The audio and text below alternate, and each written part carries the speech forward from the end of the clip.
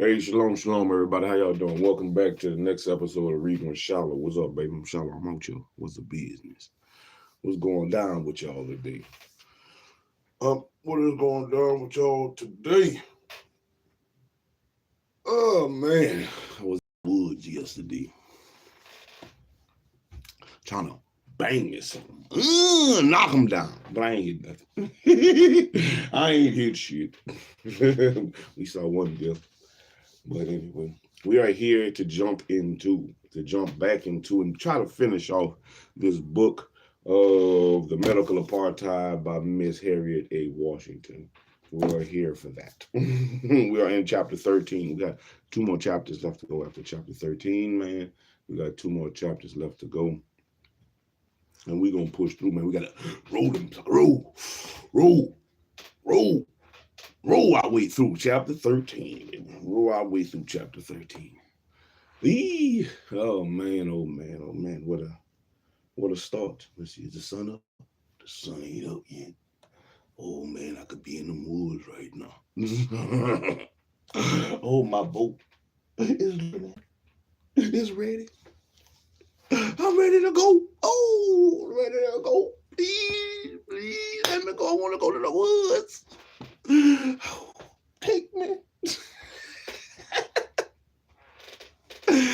Anyway, well, chapter 13 of The Medical Apartheid by Miss Harriet A. Washington is infection and inequity.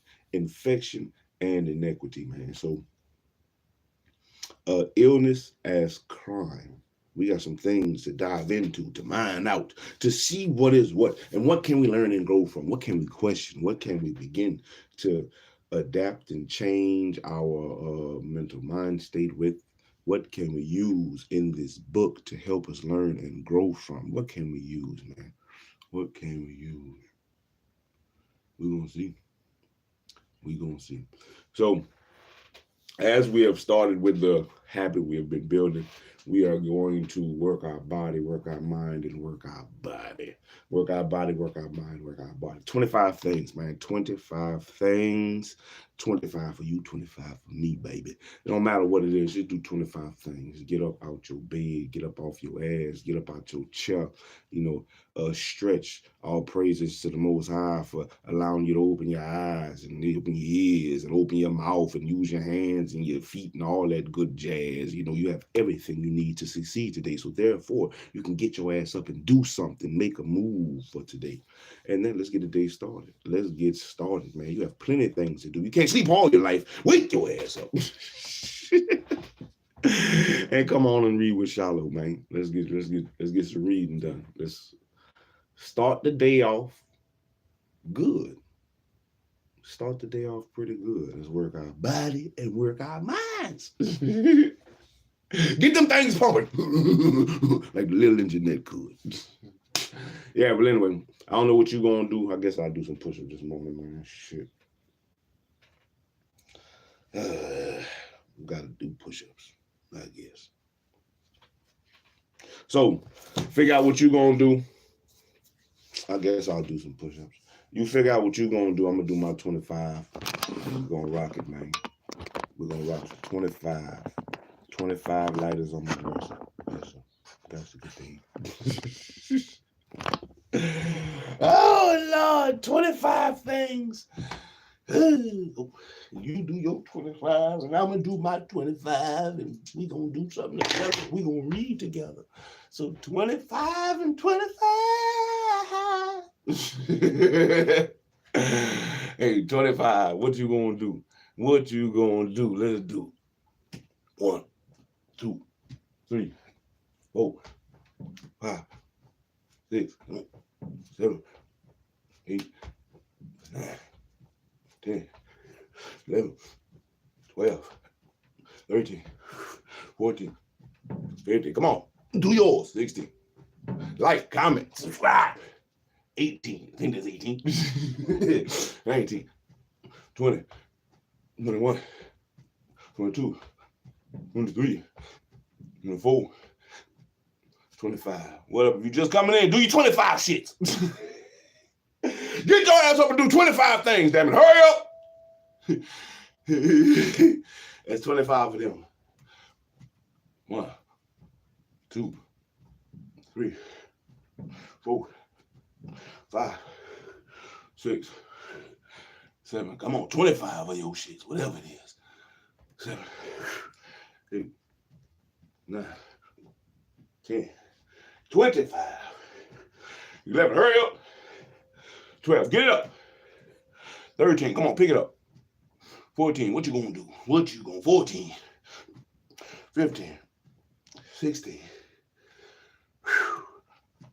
17, 18, come on, get it up. Almost there.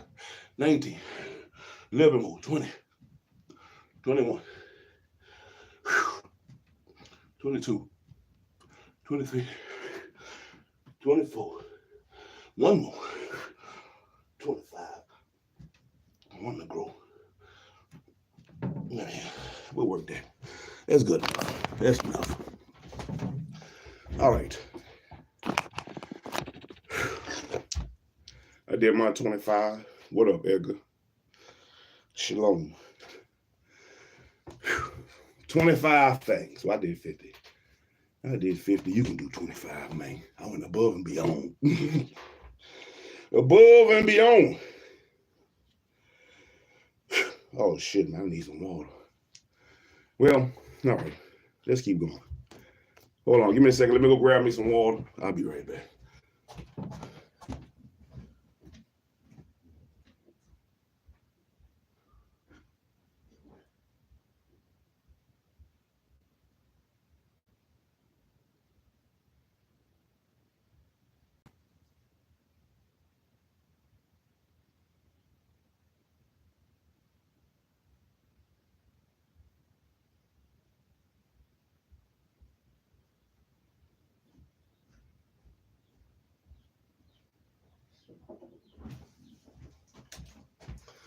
All right.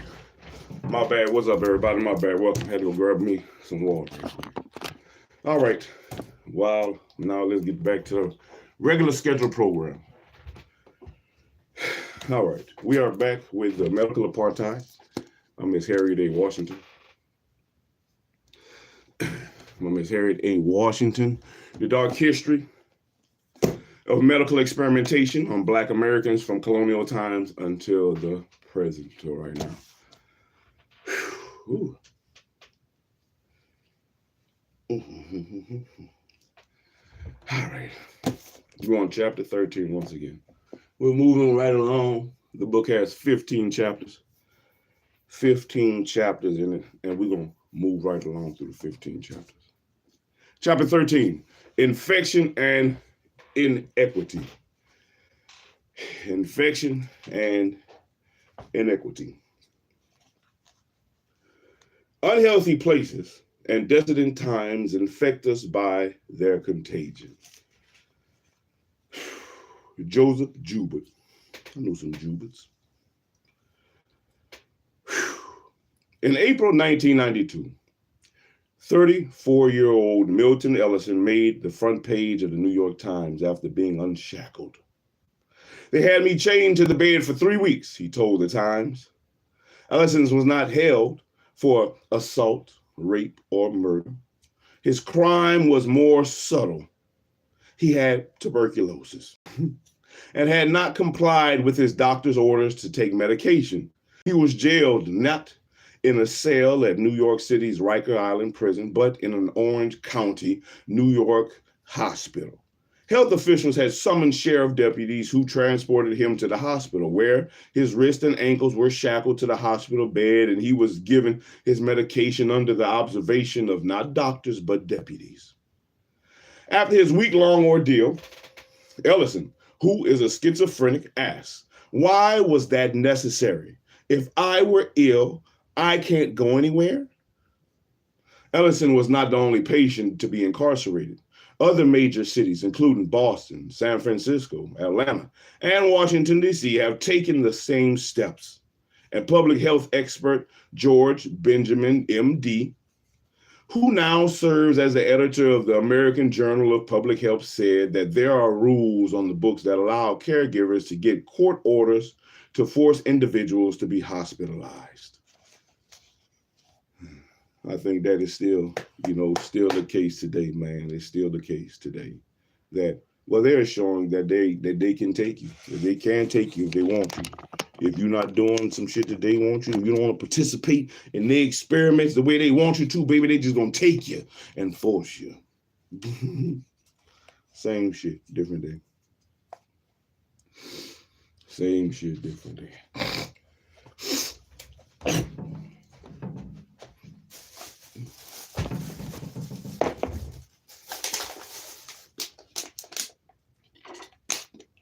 Excuse me. Get that coal out. Get it out.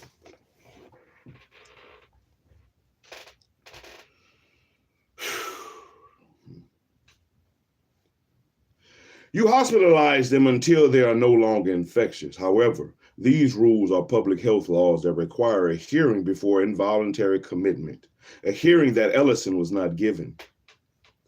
And a disquieting racial disparity criticizes the patient profiles of those forced to undergo such containment therapy.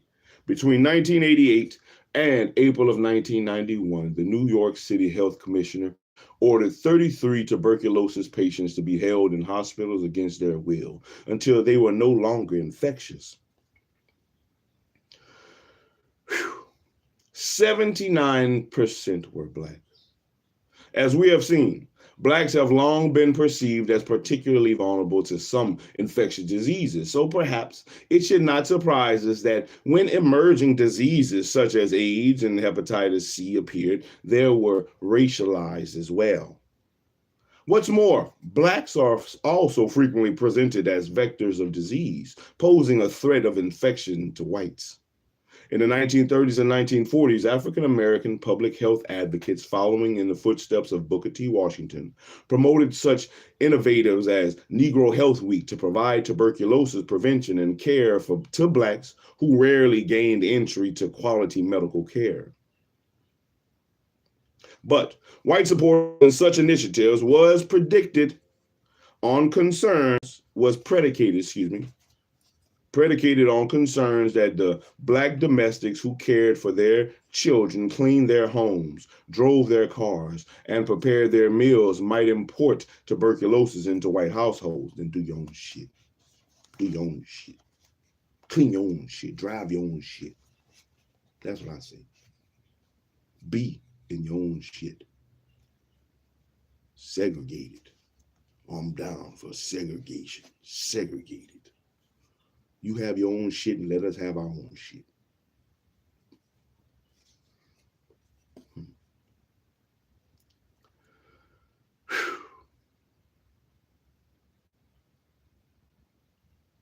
Tuberculosis, often referred to as TB, is an ancient infectious disease that usually attacks the lungs and is often fatal if not treated properly. It was once feared mightily, just as AIDS displaced cancer in our bestiary of medical horrors. Cancer once displaced tuberculosis, and after antibiotics seemed to vanquish TB, in the developing world, many deaths from AIDS are still due to the tuberculosis that accompanies it. In the United States, half of incarcerated TB sufferers are not only Black, but also homeless, and many have the history of mental illness, alcohol, and drug abuse, or all of the above risk factors. Until recently, we have co-signed infectious diseases into the past. This is because 50 years ago, the discovery of antibiotics and the development of vaccines armed scientists with magic bullets against disease-causing microbes such as bacteria and viruses. The Sabin vaccine had tame polio, and antibiotics such as rifampin promised to eradicate tuberculosis. Bubonic plague and the bacterial meningitis were being controlled for the first time, and the disease tetanus,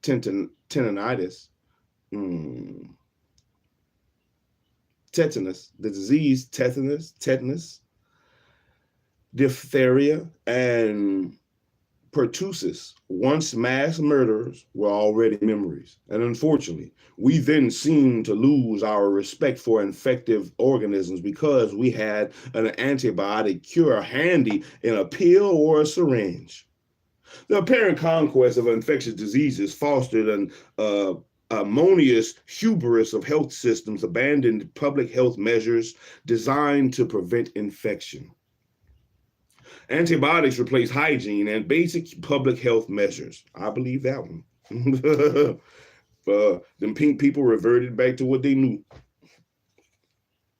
Hospital wards no longer boasted pathogen-killing ultraviolet lights and special ventilation that constrained the movement of airborne pathogen-laden air. And secure medical wards to quarantine the ill despaired, as did regular testing in schools and workplaces. Education and case finding, the regular monitoring of the public to find people with tuberculosis ended. The result, over a decade ago, we realized that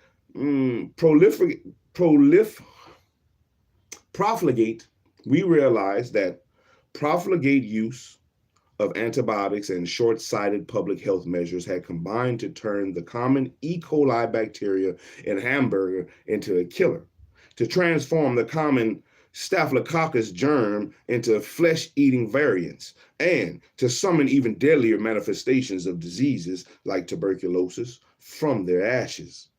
Tuberculosis underwent a horrible renaissance because when case finding was abandoned, people with TB went undiagnosed and untreated, at least not attended to in time to save their lives or those they infected. And also, people who should have been taking medication for TB were often non-compliant. That is, they did not take medications at the recommended doses for the necessary length of time. And as a result, not only of their TB bacilli were killed, and the surviving TB bacilli were harder and resistant to some of the drugs that had once vanquished them. TB is no longer easily cured with the drugs that worked so well 50 years ago, said Roscoe C. Young, MD, a pulmonary specialist at Meharry Medical School. Instead of one drug taken for a short time, doctors now must use 4 drugs in a complicated schedule that can spread over years to treat this deadlier multi-drug resistant tuberculosis, MDR-TB. We now have highly virulent strains of tuberculosis with the airborne propensity for spreading, and AIDS has also abetted TB cases among African Americans. 2/3 of people with AIDS die of lung disease, and if they are African American, that lung disease is more likely to be tuberculosis than pneumocystic carnia pneumonia. Hope I pronounced that right. Pneumocystis.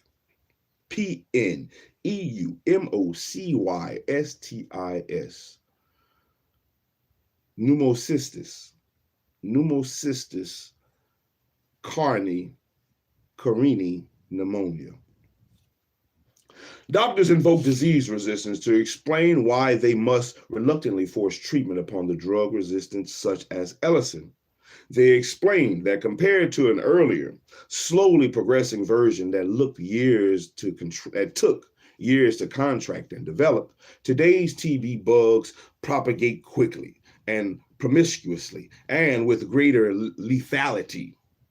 TB patients who repeatedly abandon long, carefully orchestrated regimens of up to 4 drugs and can die, but not before infecting others. And despite this rationale, 27% of the infectious persons locked away by New York City do not suffer from drug-resistant strains. Georges Benjamin, who is African American, emphasizes that locking up patients should be the last resort, and his reluctance to do so is obvious. There are policies and procedures in place that most public health officials would try first, he explains. For example, they try to do directly observed therapy, DOT, in which a nurse or other public health professional watches a patient to ensure that medications are correctly taken. But sadly, funds to support such immediate measures have dwindled and leaving doctors with fewer options before detaining patients. Funding may also play a factor in some decisions to monitor patients closely or to confine them to hospital units because healthy institutions earn more for patients undergoing DOT or forced hospital treatment than for voluntary patients. For example, in 1992, Medicaid paid only $38.82 per patient per week for routine doctor visits by patients, but it paid $95.90 when a worker visited a patient's home for DOT. Hospitals could receive grants as much as $50,000 to build DOT programs. Oh, don't you want that, hospitals? Don't you want to make that money? Put your DOT. However, the ethical program of detaining TB patients, who are mostly Black, extended beyond any whiff of financial inducement. And 34% of the TB cases in the United States affect Blacks, who constitute only 12.3% of the population. A 300% greater TB risk for Blacks than for whites. And TB has always been more prevalent in Blacks, but not due to genetic susceptibility, explained Margaret Kadri, MD, Chief of Infectious Disease at Morehouse School of Medicine, but because of socioeconomic conditions. We have been among the poorest people and often live in urban centers amidst crowded conditions, and lack of access to health care. One wonders whether, if tuberculosis singled out upper-class whites, less punitive solutions would bound. The history of a persistent TB epidemic at New York's Rikers Island prison may be instructive on that score. And in 1982, the Legal Aid Society sued the city's corrections department, demanding that it address inmate illness and deaths resulting from its long-time tuberculosis epidemic. And that year, there were 2,268 new TB cases. By late 1991, there were 4,426 cases, and in January of 1992, a new drug-resistant TB killed 27 inmates. Then, an infectious white correction officer died.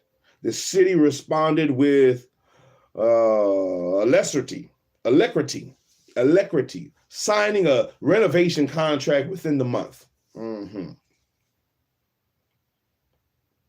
on February 8th, with Mark Corrections, Inc., Maywood, New Jersey, and building a new high-tech tuberculosis isolation wing, which was speedily erected at a cost of $4 million. There is no easy answer to the multi-drug resistant TB threat, but in light of its racially desperate containment approaches, we should give the shackles of rest and fund more medical approaches. Confining medically underserved TB sufferers fails to address impaired health, poor access to care, crowding, and homelessness, the root causes of the tuberculosis upswing. And in fact, the fear of being locked up may dissuade people with TB from seeking treatment. There are also a slippery slope issues. We jail people with TB today. Might we jail people with SARS tomorrow? Yes. Alcoholics and smokers. Yes, they will. Yes, they did.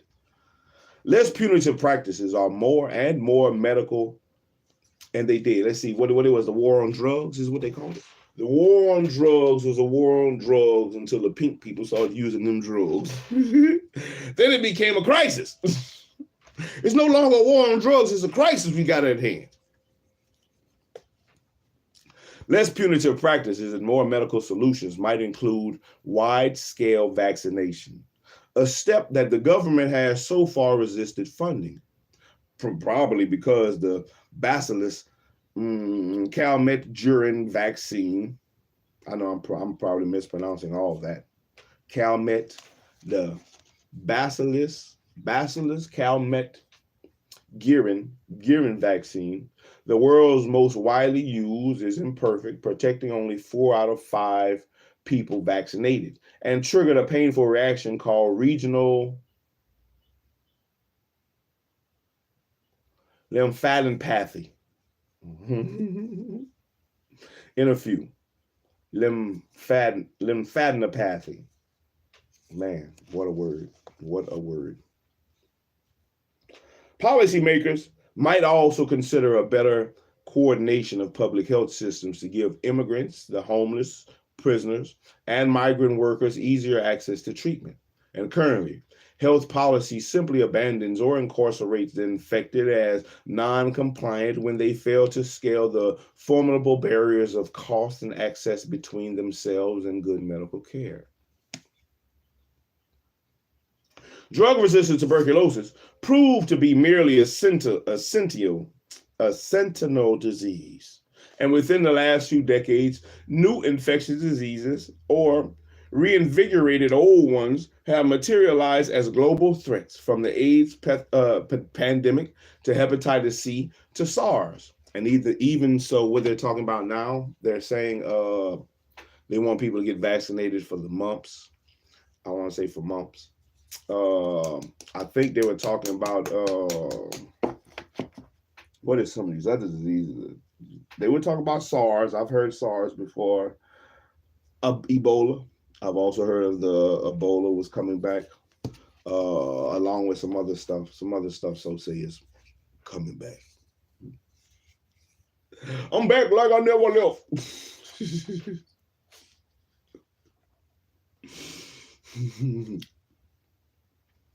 An infectious disease represents far more than a physical ailment that is caused by pathogens and the organisms on which they travel, disease vectors.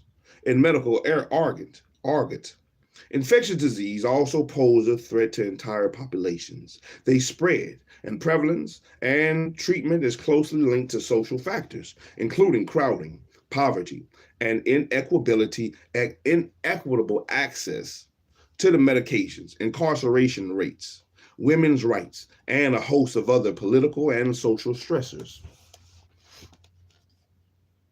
These threats have played out very differently for African Americans than for whites. And a few examples illustrates how biased research and inequitable policies have shaped the uncomfortably close relationship between African Americans and infectious diseases.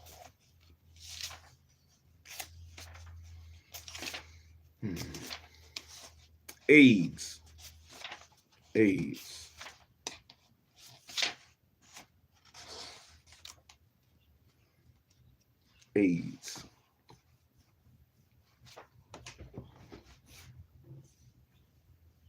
Man.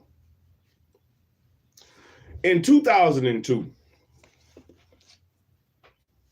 HIV infection outstripped the Black Death as the single deadliest pandemic in recorded history. And according to the Joint United States Program of HIV/AIDS, 40.3 million people across the globe are infected with HIV, and 3 million died of AIDS in 2005. Sub-Saharan Africa is the most heavily affected region because it is home of 64% of the new HIV infections. And closer to home, HIV now constitutes the third leading cause of death for young adult African Americans, those between excuse me.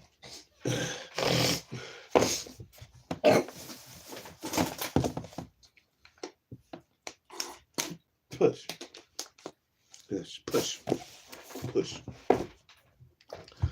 Those between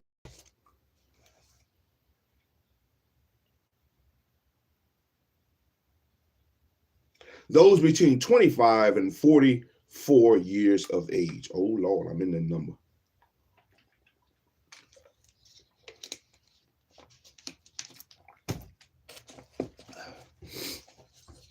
Man.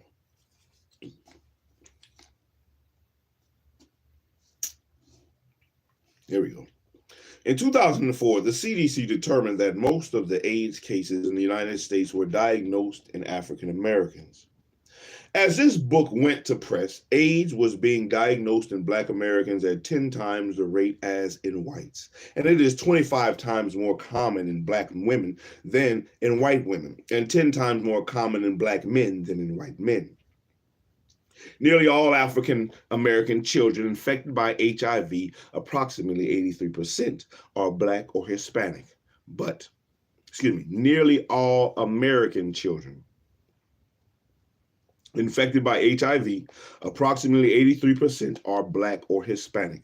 But one reads more about the tragic plight of the sub-Saharan African children than about the children in our own backyards. This observation plays into the perception by many African Americans that because AIDS strikes the marginalized, concern and sympathy have been largely replaced by stigmatization, moral judgment, and deadly indifference. And in the 1980s, however, AIDS was first identified in what was then an equally marginalized group, gay white men. Yep, that's where it came from. Just like they say that the COVID came out of China, AIDS came from gay white people. Gay white men, that's what they say. Gay pink people.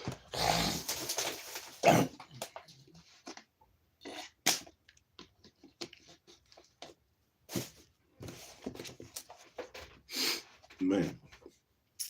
Yeah. They were widely maligned as people with reprehensible lifestyles whose behaviors put them at risk for what was dubbed the gay plague. I think they dubbed it correctly. Oh, Lord, you got it. The plague. It's infected them. That reprehensible lifestyle is dubbed the gay plague.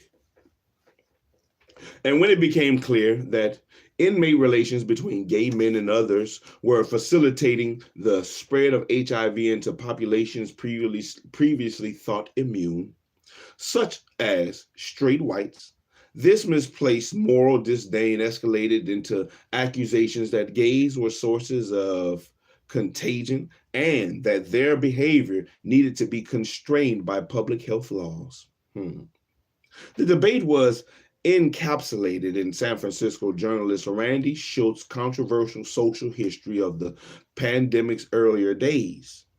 And the band played on. Schultz detailed the role of Gaten Dugas, known as Patient Zero, who knowingly infected many other men. But gay men's behavior was not heavily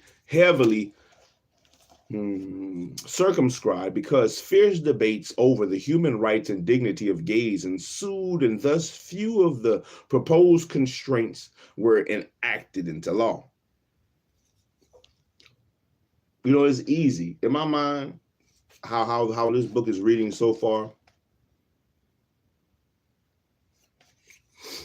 I don't know, Sam.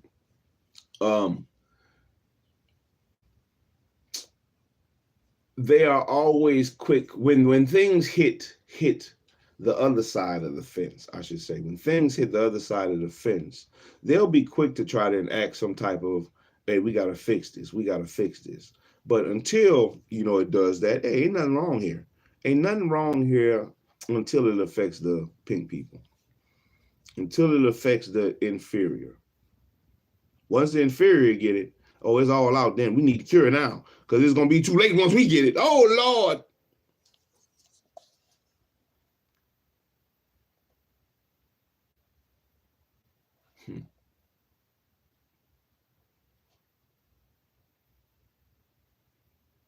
Bathhouses that facilitated anonymous sex were closed, but the public health department made no attempt to trace men's sexual contacts, to quarantine those infected men who refused to protect their partners, or to force men to divulge their HIV status. And certainly, no one was jailed. And in fact, Cuba was almost universally condemned for its claim that it had contained the HIV epidemic by quarantining the infected. Yeah, quarantine them. Thus, the standard public health tactics of infection control, including contact tracing and selective quarantine, were rejected in the earlier days of the epidemic. And when they might have had the most usefulness in stemming the spread of the pandemic. However, the focus of the pandemic shifted as Black people were infected in large numbers, and they became identified with the vectors of the disease. And HIV was very early posited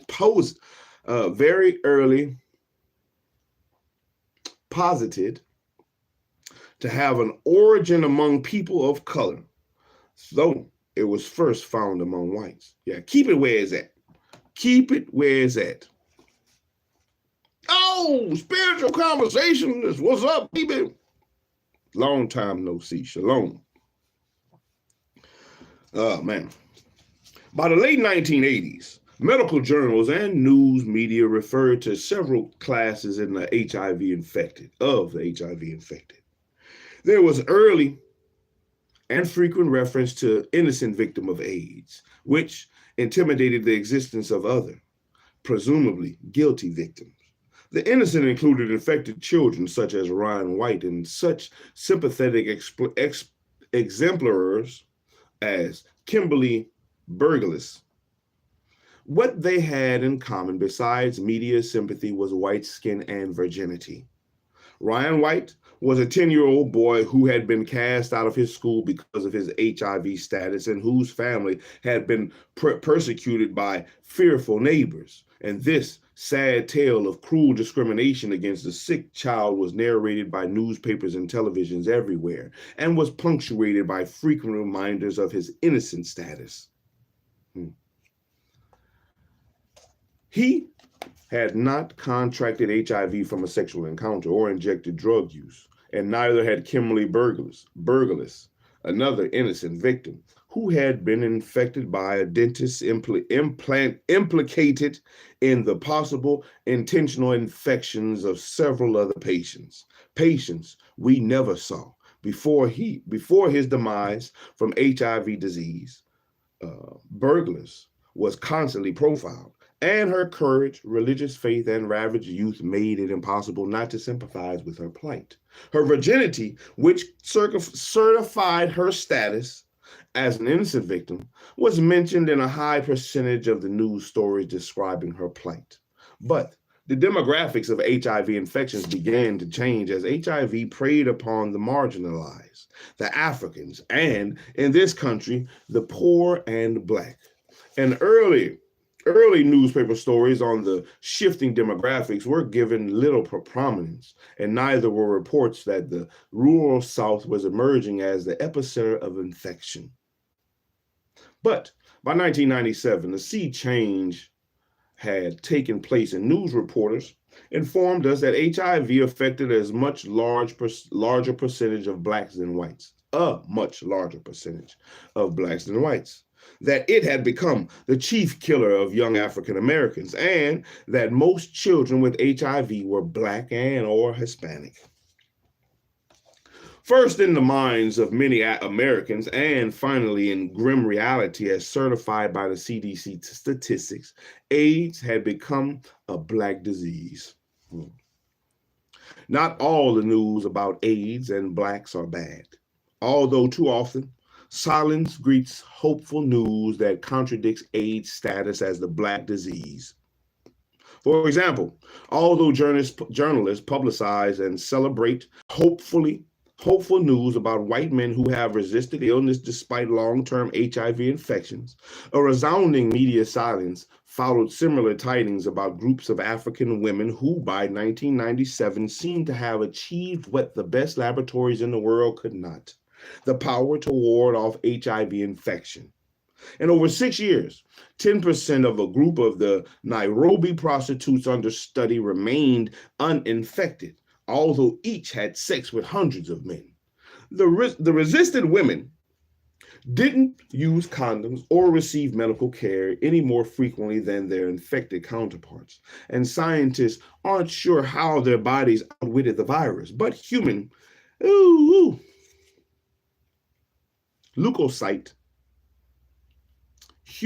leukocyte antigens, let's see.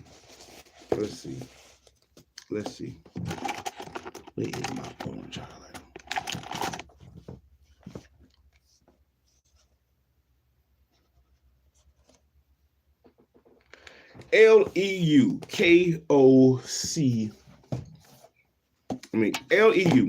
Leukocyte, leukocyte. That's how I'm gonna pronounce it right now. Leukocyte, leukocyte. Get off my phone. I want to see you. Leukoc,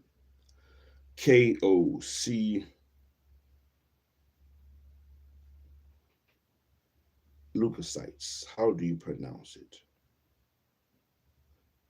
Leukocyte. That's how you pronounce it. Leukocyte. Leukocyte. A type of blood cell that is made in the bone marrow and found in the blood and the lymph tissue. Leukocytes are a part of the body's immune system. They help the body fight infections and other diseases, the leukocytes. But human leukocyte antigens, the HLAs, smart proteins that recognize foreign invaders, are probably the chief factors.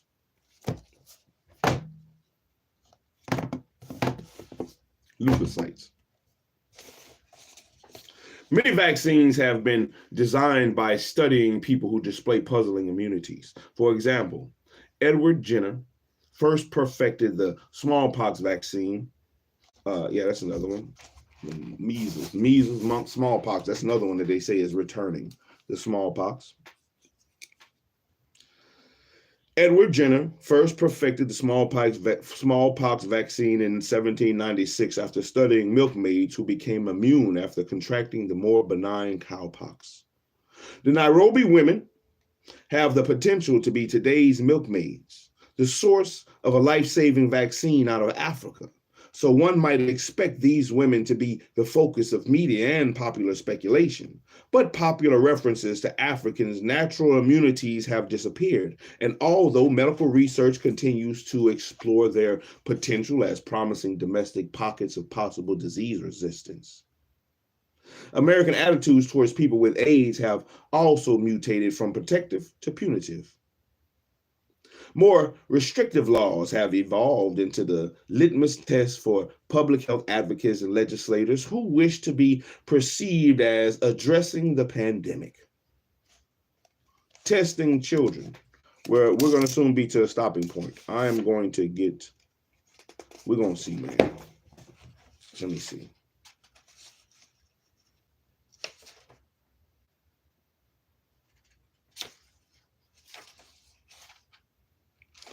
We're going to see if I can try to get 2 more pages. We're going to see if I can try to get 2 more pages and get to a stopping point. Testing children. The term innocent victims has largely disappeared from newspaper pages, and not even the infants who were tested for HIV without their mother's knowledge, or the African infants whose mothers lost their prophylactic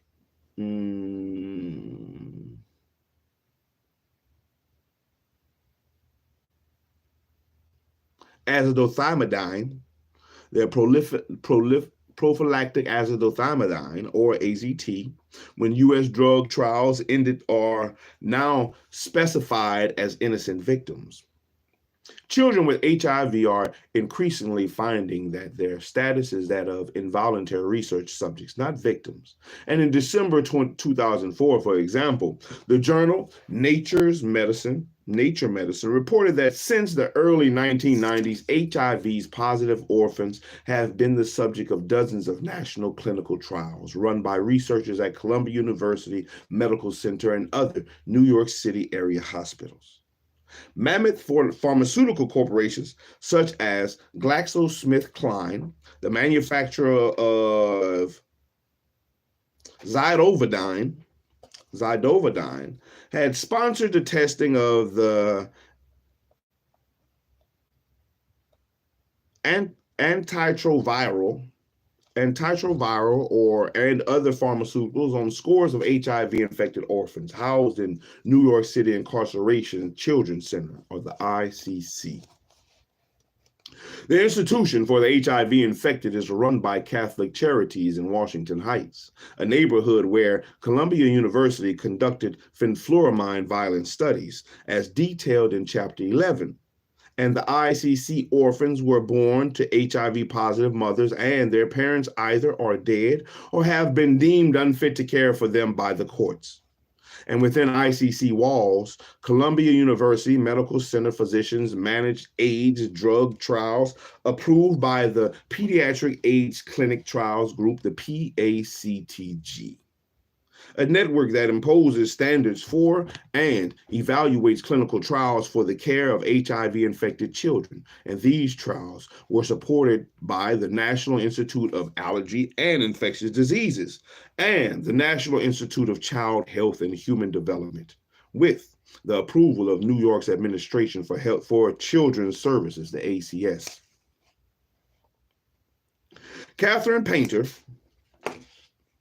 MD, the medical director of the Incarnation Children's Center, acknowledges that ICC is affiliated with Columbia Presbyterian and receives HIV-infected children from 6 New York City hospitals: Columbia Presbyterian, Harlem Hospital, New York Hospital, St. Luke's/Roosevelt, Kings County Hospital in Brooklyn, and SUNY, or SNSUNY, as well as from outpatient HIV clinics in the city, in the 5 boroughs, and in Westchester. She also verified that, as we mentioned in Chapter 11, the children are subjects in the testings of experimental drugs, and many of the clients that refer to us are participating in clinical drug trials, she told the New York Press in 2004. Children participating in the drug trial undergo monitoring, testing, and supply of an experimental drug through their outpatient clinic, and we maintain that treatment here. And 36 experiments were conducted at the ICC between 1997 and 2003, and GlaxoSmithKline sponsored 4 of these. The center's experimental activities are not unique or even unusual for New York, according to the BBC, whose November 2004 television documentary, Guinea Pig Kids, noted that over 23,000 of the city's children are either in foster care or independent homes run mostly by religious organizations on behalf of the local authorities, and almost 99% are Black or Hispanic. Man, that says that these churches don't give a fuck about the children. That's what that say to me. That all these church organizations that they want you to donate to is really there you're donating to the guinea pigging of the children. That's what you're really doing. You're donating to the guinea pigging of the children. That's why I'm gonna keep my money in my pocket and donate to my own children. The hell with them. Sorry, suckers.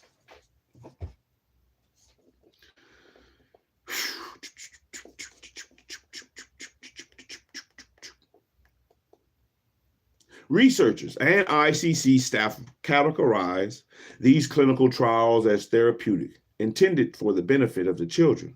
And researchers agree that pediatric drugs require testing in children because children metabolize, and react to medications differently than adults do.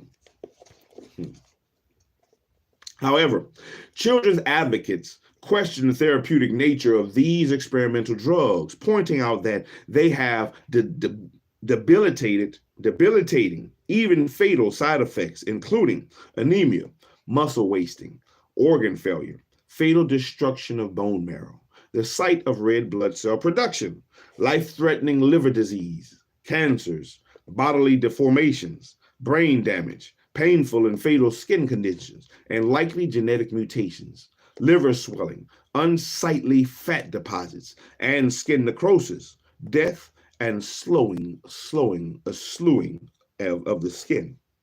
Some of the candidate AIDS medications are being tested to determine their toxicity, and children as young as 4 were given cocktails of up to 7 potent medications, although physicians are normally reluctant to give young children even approved powerful medications. Little, if any, benefit accrued to the infants from their risky exposures because although some were HIV positive, they were too young to have developed AIDS. And one study is of Stavadine alone or in combination with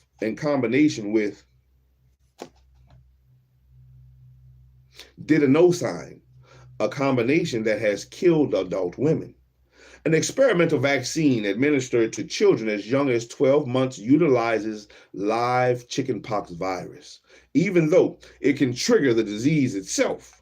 A study titled HIV levels in cerebrospinal fluid required that infants undergo a spinal tap, a risky, invasive, and painful procedure. And there was even a study on HIV negative children that used an experimental HIV vaccine. And by law, such a non-therapeutic study on healthy children can convey only minimal risk, but the vaccine's risks are unknown. Also, some of the experiments did not involve HIV therapeutics. One drug trial test on herpes medication for tolerance, safety, and pharmacokinetic information. Another investigated reactions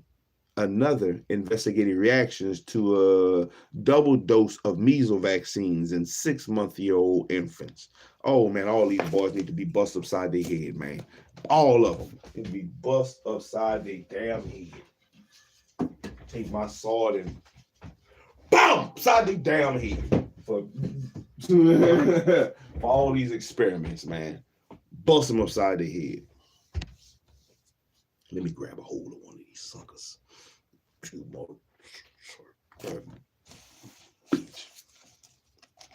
That's what make me feel like. Ooh.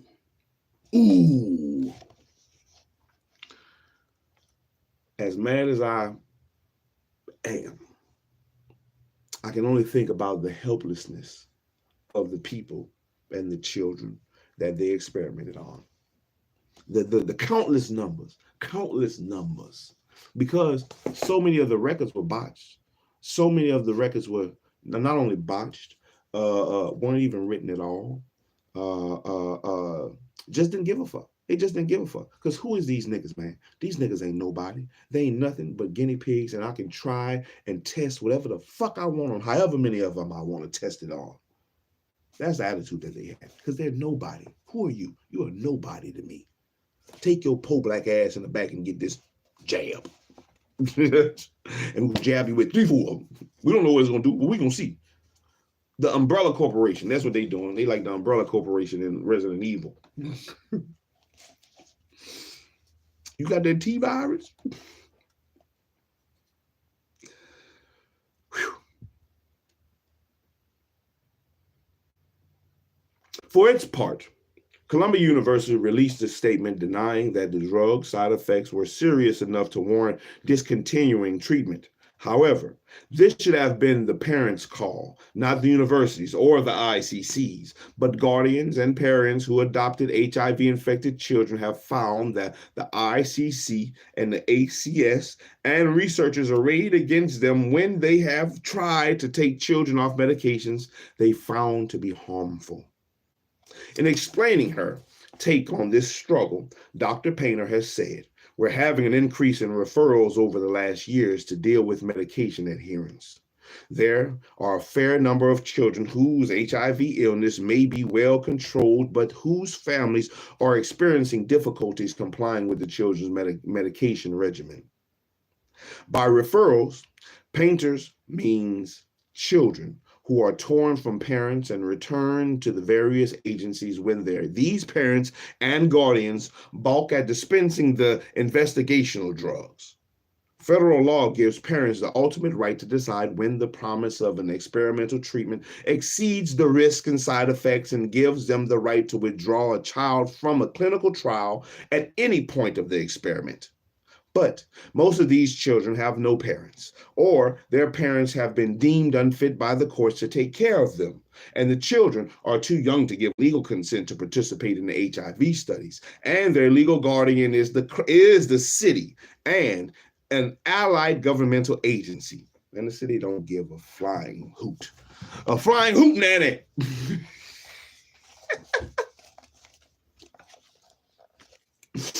He don't give no flying hoot nanny about you and your children. Fuck y'all.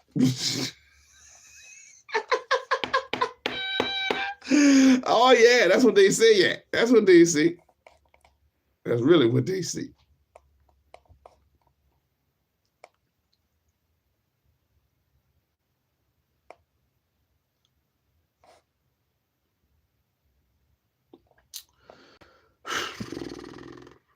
The New York City Department of Health enrolled the children in drug trials in the early 1990s. That was not that long ago, man. 1990s. And the city's ACS gave permission for the ICC children to be used. Man, hold up. The agency receives,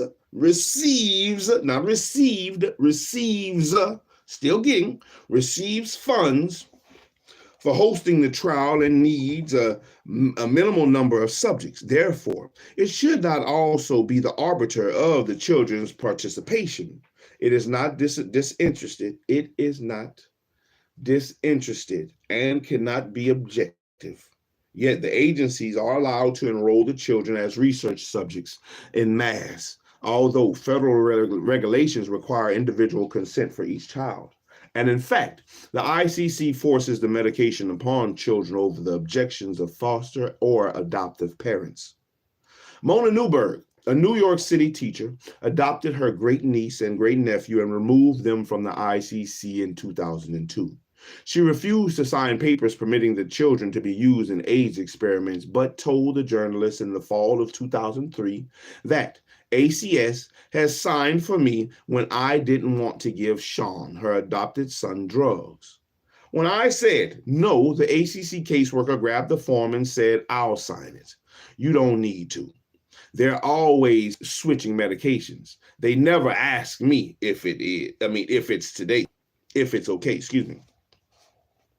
And Jack Horriger is another foster parent and one with a unique perspective. Jacqueline, not Jack.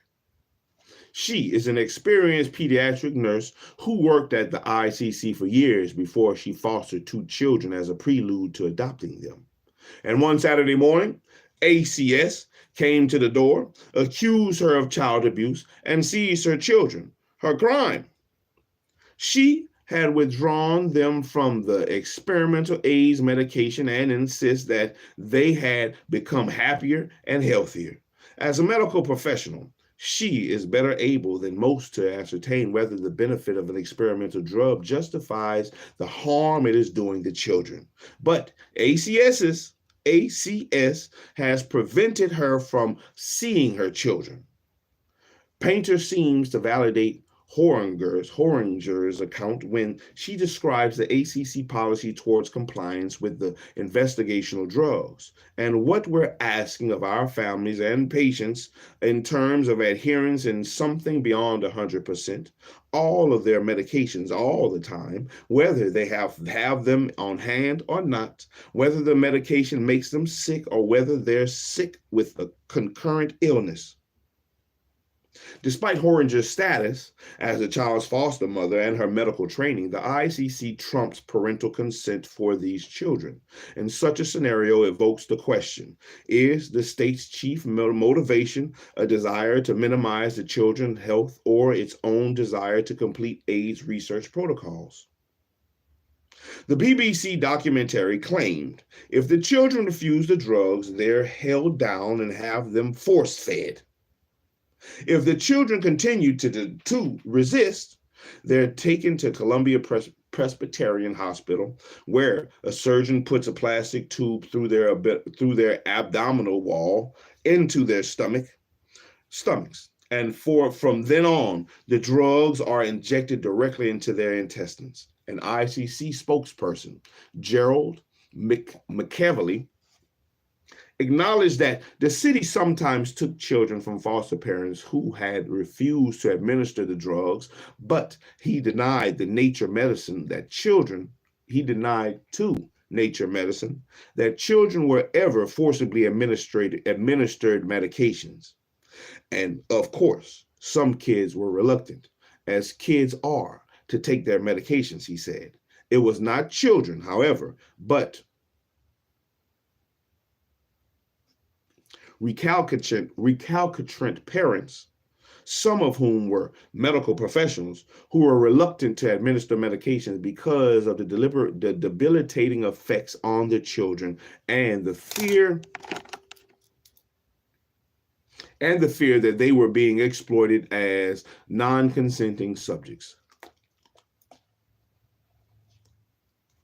For several years, U.S. research protocols with African Americans and Hispanic children, who constitute virtually all of the American children living with HIV, have exposed an alarming willingness to jeopardize their health and their rights. And that was part one. We're going to stop there. The next part that we're going to go into is a human public health dragnet. That was part one of chapter 13 of the Medical Apartheid by Miss Harriet A. Washington. We have gone over our hour today. But I wanted to get to a good stopping point. My nose is itching. Like crazy right now. I just want to all in there. Oh, Lord, it's itching. I need to dig for gold. So within the next part, see chapter 13. Oh, no, we're almost done. We're almost done with chapter 13. I was going to say chapter 13 is long. We're going to get to, in this next reading, the next episode, the next part, we're going to get to a lot of visuals. So be prepared. I'm going to show a lot of these visuals that Miss Washington has put together. I'm pretty sure some of them are definitely based upon the let's see, like this one says, this marble colossus pays homage to James Marion Sims, the MD, whose brilliant achievement carried the fame of the American surgery throughout the entire world. It graces the eastern perimeter of the New York Central Park, just across from the New York's Academy of Medicine. Has a lot of pictures, look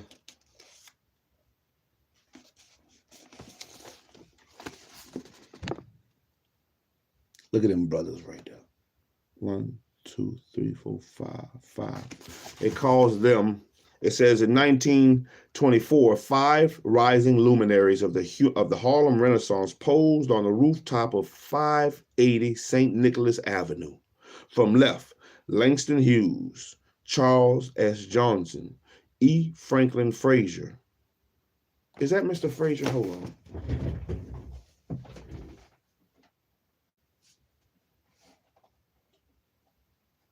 George Frazier.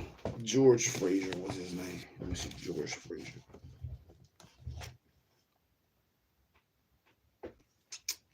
E. Franklin Frazier, Rudolph Fisher, MD, author of the first African-American mystery novel, and Hubert T. Delaney.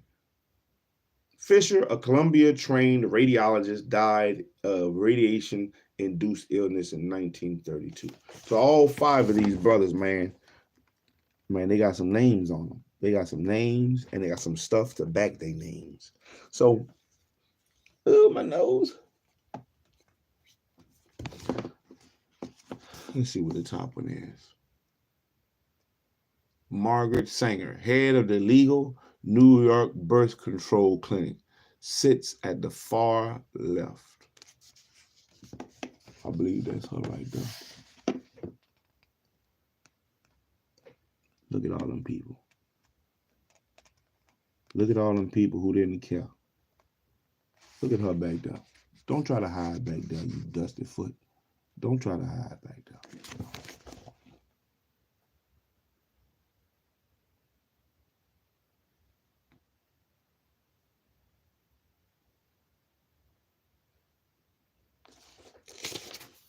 Who is that man down there?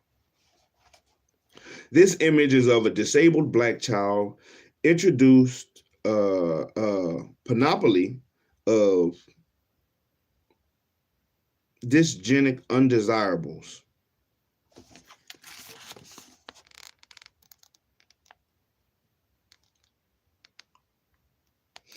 You know, they didn't care, man. They don't care. They don't care, man.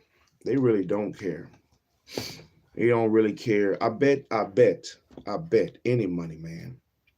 If I made a book, if I did a book with pictures of the most grotesque things and anomalies and things that I can find within the pink people,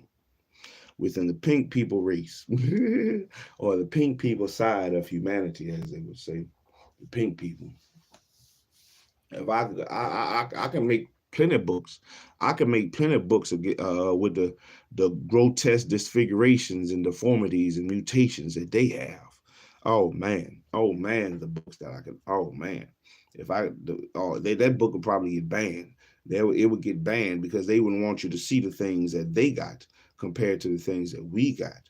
You know, I'm not saying we don't have no shit. I'm not saying we're not caught up in disease and other stuff, but you know, a lot of that stuff is based upon our environments. As Miss Washington says, it's because we're in the poor and downtrodden areas. We're most likely to have the least availability to healthcare and good healthcare at that. You know, so why not use them? That's what they've been using. That was their what they say. If it ain't broke, don't fix it. And it wasn't broke to them. It was not broke. They had a good system. They had a good system working for them where they could use all the guinea pigs that they wanted to. They was using all the bodies, the dead bodies. It was killing people to use for their dead bodies, man. We couldn't even rest in our graves good because it was using the bodies to dissect, to cut up and bring from here to there. Our arm go here, our eye go here, a brain go here, your spine go there, to whatever hospital that they whatever hospital that they wanted to do, whatever to try to figure out whatever the hell they wanted to use it on, whatever came to their mind. Without impunity, they were doing these things. No recompense, no and the hell with a policy. A policy does not stop. A policy does not stop the things from happening. It won't stop. Your policy, look at the policy. You have policemen have a policy. They don't follow their policy. Doctors have policies. They don't follow their policies. Buildings you walk into have policies. They don't follow their policies. So a policy means nothing. A policy don't mean shit. They'll use that policy when it's in favor of them, you know, so hey, where's our policies? Where's our policies? We don't have them because we're not together enough.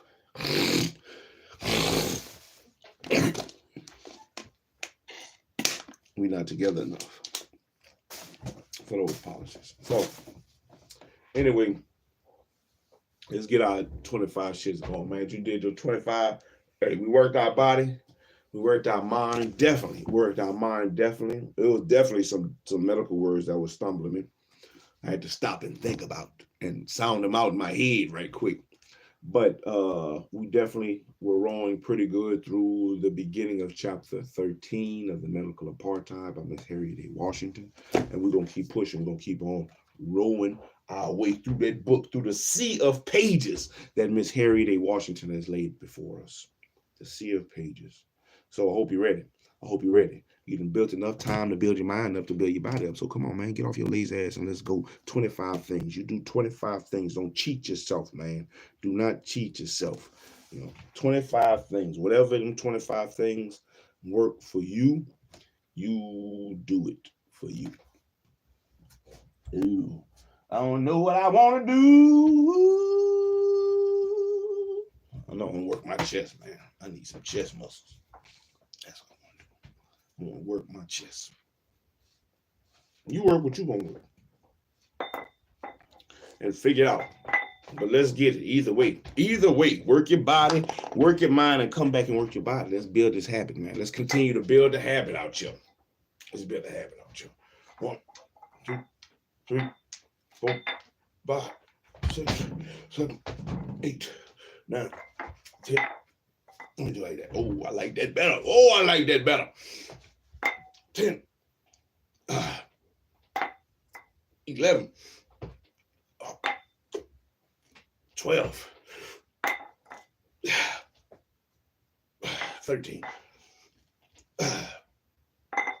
14. I feel like I'm doing like that Jamaican dance where they be slapping their hands together. 15. Oh, 16. Bring it back. Get out. We are the world. 18. Come on, SHILO. Stop bullshit. 19. Oh, I feel it. Can you feel it? Oh, 20.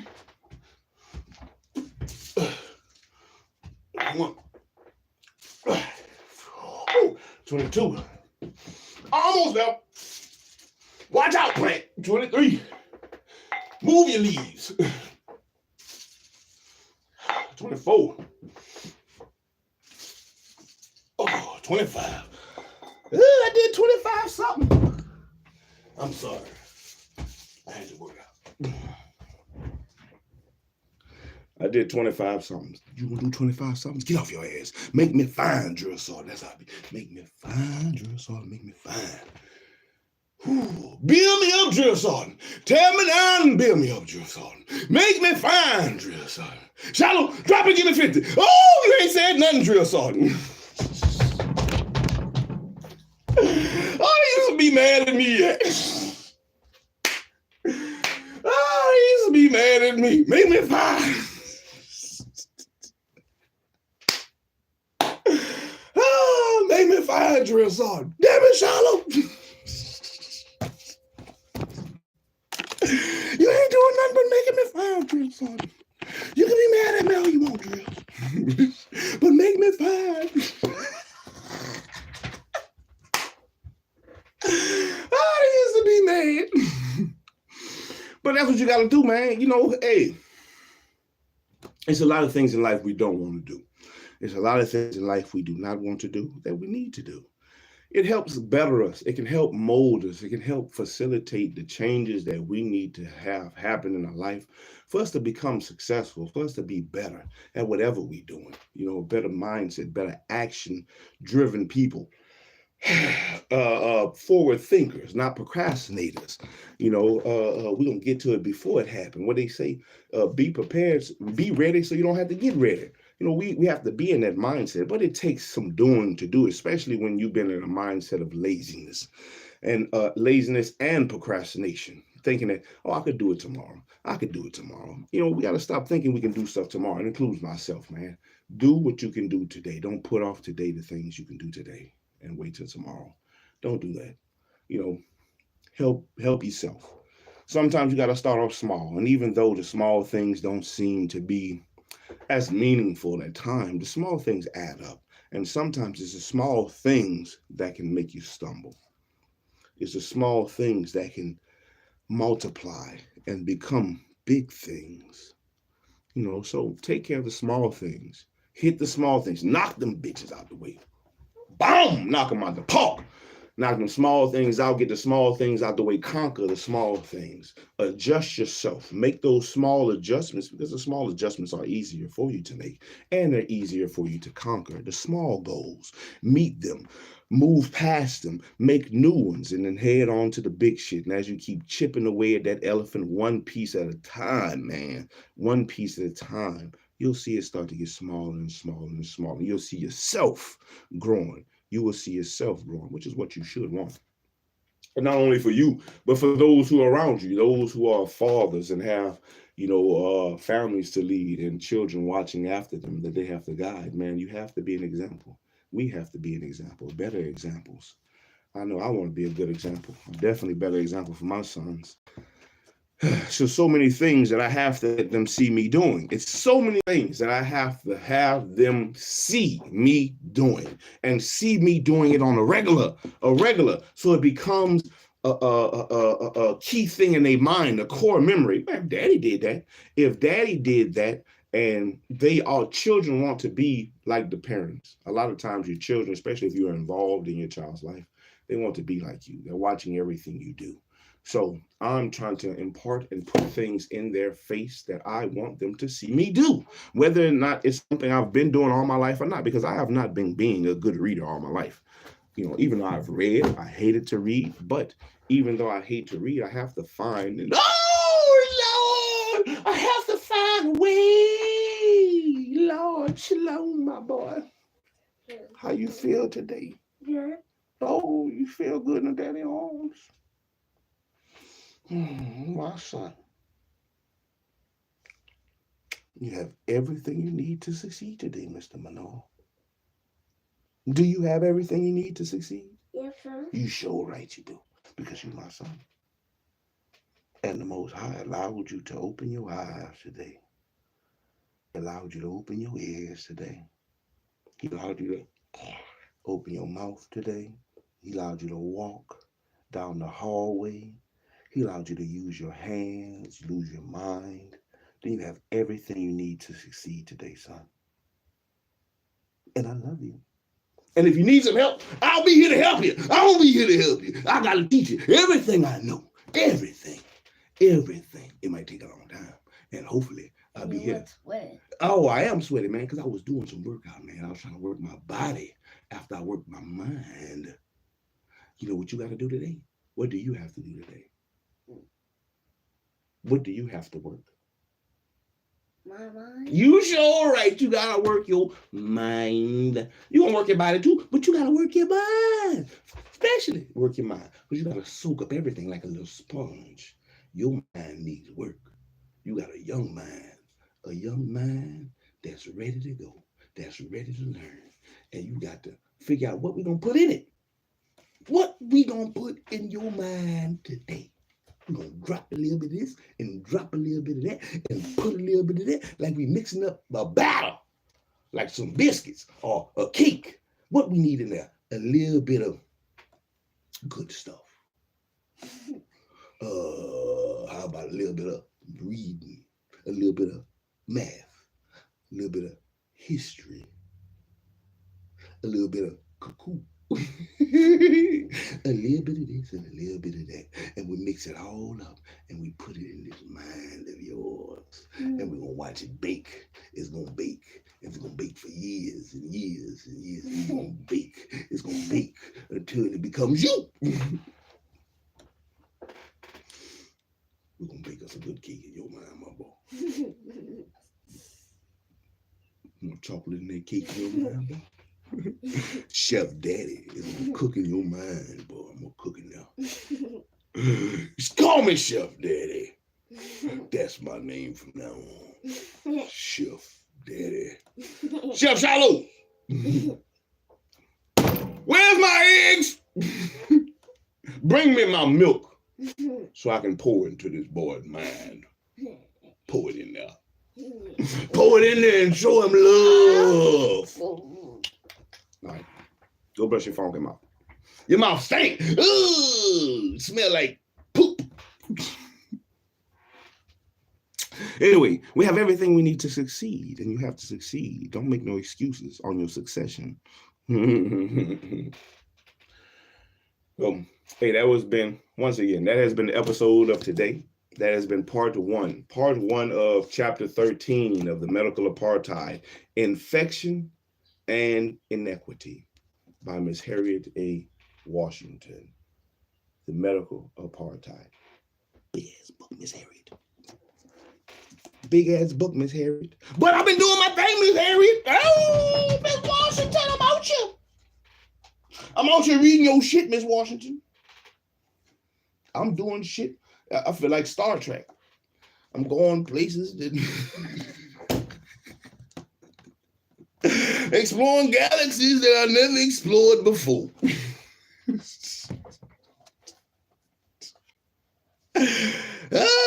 Doing my part, baby, to bring down the destruction of this world. I'm doing my part. SHILO Homo. Yeah, we're almost done, man. We got chapter 14, chapter 15, the epilogue and the acknowledgments left to read, and we'll be done with the book. We'll be done with the book. But we'll keep pushing on to the next one, man. I got some more books coming. I have some books already up there, but I have some more books on the way. We gonna see, man. I picked up a book yesterday at the thrift store. Picked me up a book at the thrift store yesterday on the some slavery shit. I don't remember what it was. I got one to add to the collection, and we're gonna keep pushing. Hope everybody have a wonderful day today. Man, get out there and go do something. Get off your ass and move something. Hey, if you get out in the woods and hunt something, kill something, put it on the ground, baby. Put meat on the ground and put that meat in your freezer where it can be found. Yeah. Hopefully I can go eat me some meat and put me some meat on the ground. Take that deal. Meat on the ground. But anyway, man. Yeah, till next time. Till next time. I hope everybody has a wonderful day. Push through, persevere, man. Persevere. Yeah, don't let it get you down. Don't let them try to stop you, because that's all they trying to do. They throwing bumps and hurdles in your way, speed bumps in your way. So stop your motion. But you got motion. Roll over that shit and keep coasting. Roll over that shit and keep coasting. Let's do better. Let's do better. Let's make a way, a better way, man. Shalom. Shalom, everybody. Man, I'm out here. Shalom. Reading shit. Tell your people. They got a man named Shiloh out there. He be reading. Somebody say I look like Samuel L. Jackson. Well, tell him that boy look like Samuel L. Jackson reading. That big bearded man is reading again, mama. I'm out here reading shit. Shalom. I hope y'all have a wonderful day, man. Hope y'all have a wonderful day. Take advantage of it. If you have breath to breathe, take advantage of the time you have. You don't know how much you got, so take advantage of what you got. Shalom. Like, comment, subscribe. Tell your people.